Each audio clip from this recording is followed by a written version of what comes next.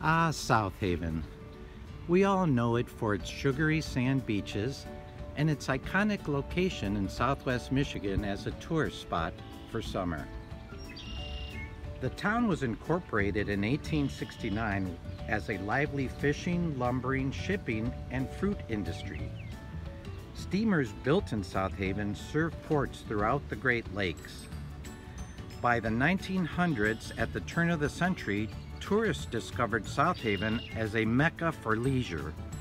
By 1902, South Haven had claimed 215 resorts and hotels. Today, tree-lined streets dotted with century-old architectural treasures offer a glimpse into the city's rich heritage. On today's video, I'm going to take you on a brief historical tour of some of South Haven's treasures.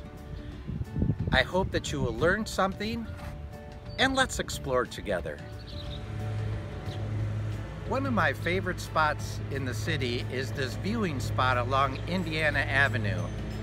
I will highlight a few facts about South Haven's municipal marina and its turning basin.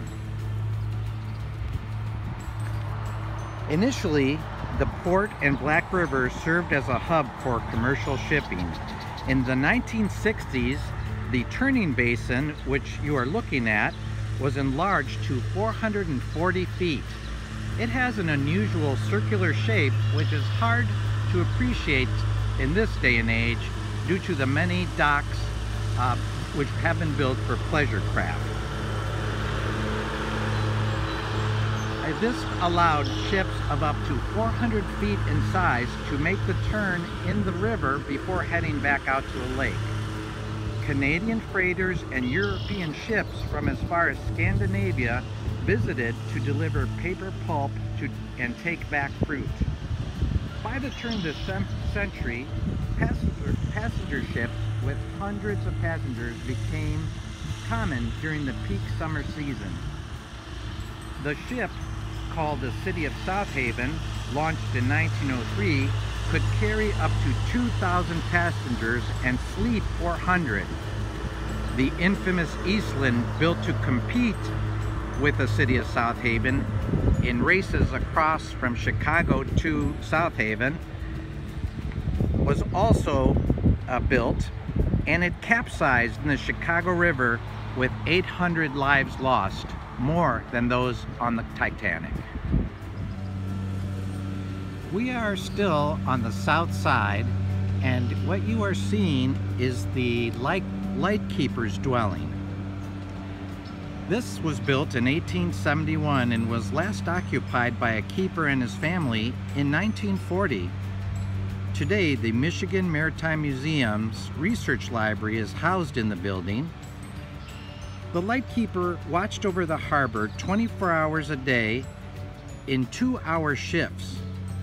There were also beach patrols to the north and south each evening starting at 8 p.m., heading 2 miles each way through the night, looking for stranded sailors or boats in trouble out on the lake. We are now in bustling downtown on Phoenix Street. 421 Phoenix Street is currently the home of Golden Brown Bakery. The original site was the South Haven Opera House, which was destroyed by fire in 1935. It then was rebuilt as the Model Theater in 1938. Then Mackenzie Bakery opened a bakery here and was sold to Golden Brown Bakery, which has been there since 1982. Let's go get some donuts.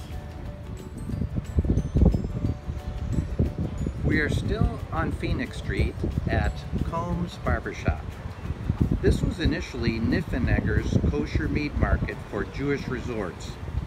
In the back, there was a separate area for the rabbi to kill and process chickens according to strict Jewish law. Closed in 1970, the market became Combs Barbershop, which is still here today. We are now in the center of bustling downtown on the corner of Center and Phoenix Street. The beautiful building that you are looking at is at 500 Phoenix, Clementines. The building was opened in 1896, initially as Citizens Bank. Many businesses have occupied the building over time. In 1991, Clementines opened. The old bank vault still inside the building is currently used for restaurant storage. Still downtown, we're at 210 Center Street at the site of the Michigan Theater. This building initially opened as the South Haven Amusement Parlor. It offered 1 cent penny moving pictures, and it was destroyed in 1902 by a fire. The Center Theater then opened in 1945, also subsequently destroyed by fire. It is now the Michigan Theater. Let's go get some popcorn and a movie, come on! Still on Center Street, you are looking at the site of South Haven's first hotel. It was called the Forest House, built in 1853. It's the city's oldest building. Guests arrive by wagon, ox cart, and stagecoach over primitive trails. In 1860, it was called the Natural Hotel, and in 1870, the Pacific Hotel. Today, Jack Cook CPA and Enchanted Living store are located there. As we come around to the other side of Center Street, you'll see the Eagle Street Market. In 1917, this was the first auto dealer in South Haven, and it lasted for 40 years. Subsequently, it became an A&P grocery store in 1963. Then an aluminum and brass store until the 1980s. It later became the Blue Star Music Camp, and now it's Clementine's parking lot and Foundry Hall. We have now left the downtown area and are still on South Haven's south side. We are at a little known historical gem of South Haven. At 355 Hubbard, this was the original site of the Hartman School. In 1906, South Haven School District built a 4-room school for $7,000. That was this building. It served as a neighborhood school till 2005. Later, the building was leased to HASH, the Historical Association of South Haven, in 2006. The building houses a local history library, a South Haven history gallery, a lighthouse history gallery. I encourage you to visit this little known building and its really beautiful museums. By the way, HASH also owns and renovated the red South Haven Pier Lighthouse. We are at 602 Phoenix Street at the South Haven Center of the Arts.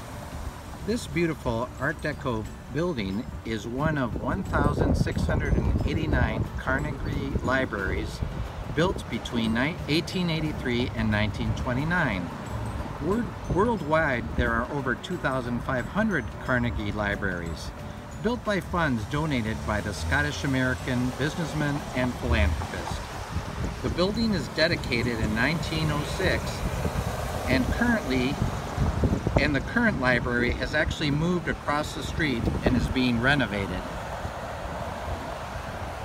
Today, the Art Center serves the South Haven area with many philanthropic art-related activities, and I would like to say that my beautiful videographer is a member of the board of this noble institution. This beautiful Victorian building is the Scots Club at Phoenix and Pearl.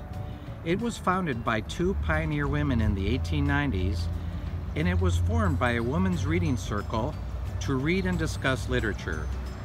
The Scots Club name was chosen while studying the works of Sir Walter Scott. The property was sold to the women by 2 men's literary clubs for $1 each.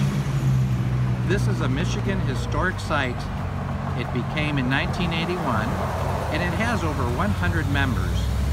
If you ever have the privilege to visit this building, you will notice stained glass windows from Innsbruck, Austria. Our second to last stop on this brief history tour is the Dyckman Avenue Bridge. The bridge was originally a swing-type bridge.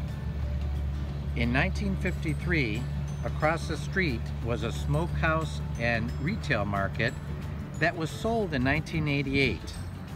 It is now Captain Lou's, which is at the market location.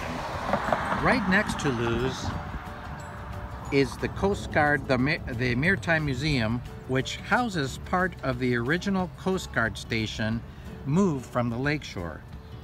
The station, the moved buildings include the boathouse and crew quarters and are currently used by the museum for different activities. Oh, Captain Lou's, if it could speak, we would have some stories to tell that aren't appropriate for this video. Sadly, we've come to the end of our tour. We're looking downriver out into the beautiful blue waters of Lake Michigan, and we'll say a word about the iconic lighthouse and pier.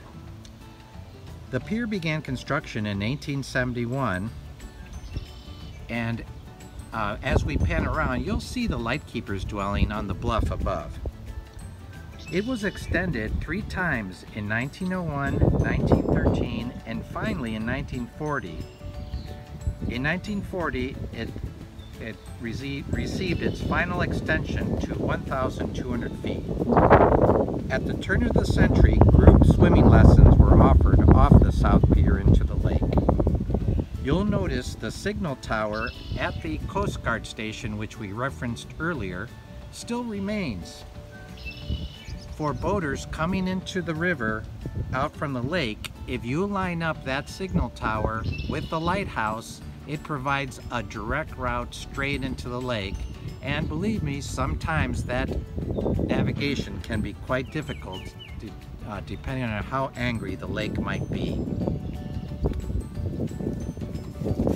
I hope you've enjoyed today's tour. It was fun showing you some of the sights of our city, and just know that I left out some important things, the Bailey Hyde Museum, for example, among others.